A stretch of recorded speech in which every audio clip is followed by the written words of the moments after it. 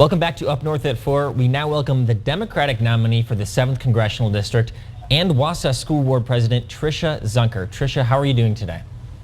Doing great. How are you doing today? I'm doing well. Well, we just wrapped up the DNC. Joe Biden made his case for the presidency last night. Do you think this will resonate with Wisconsin voters?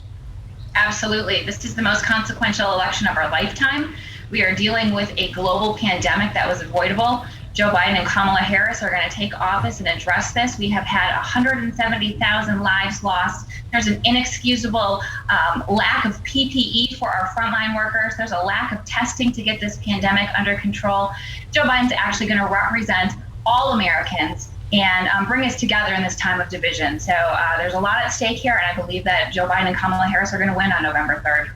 Yeah, Ms. Zunker, this district is largely rural and leans toward being a little older. Recently, Louis DeJoy from the Post Office General, he's been doing things with the mail, slowing it down a bit for the people out there. So how do you feel about what he's doing to the post office currently? The attacks on the U.S. Postal Service are inexcusable. This is an agency that is older than this country itself. It is required by the Constitution. And in rural Wisconsin, we have a lot of people that rely on the Postal Service. We have senior citizens, veterans, disabled populations that rely on the Postal Service for medication and other necessary supplies. So to see these attacks on the Postal Service is disgraceful.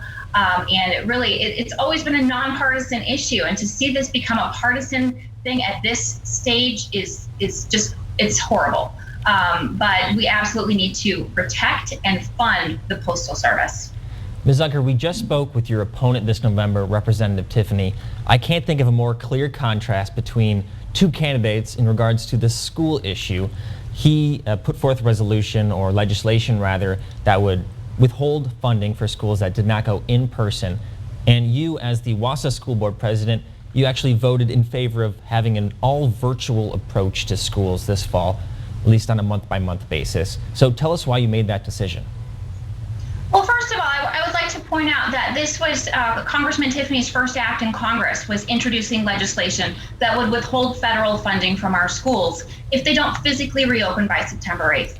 Now, no matter where you stand on pandemic measures, our children and our teachers should not be held hostage. But I'll tell you, as school board president of one of the largest school districts in Wisconsin, I know we need more federal investment in our schools, not someone who threatens to take it away. Currently, we get about 10% of our funding from the federal government.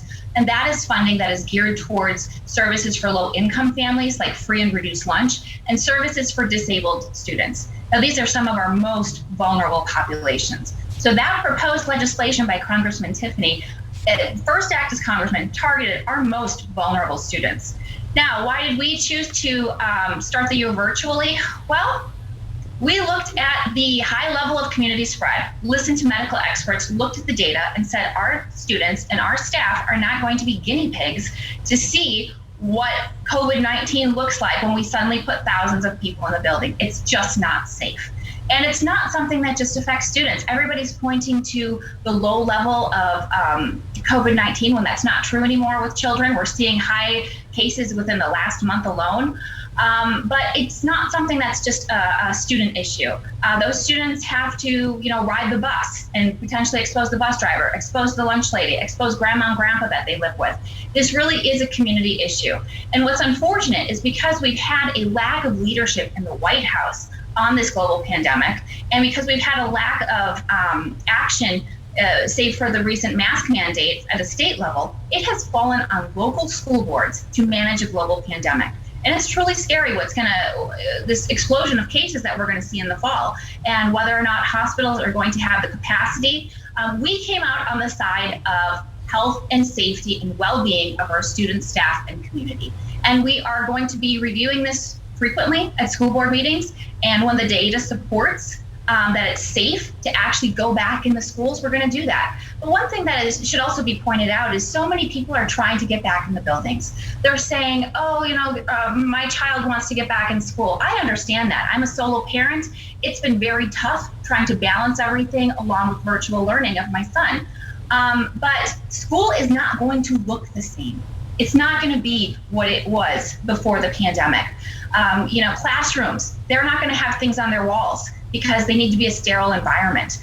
So it's not going to look like a classroom. Children that are used to being able to going from class to class are now going to be stuck in one classroom, and teachers are moving to reduce the spread of contagion.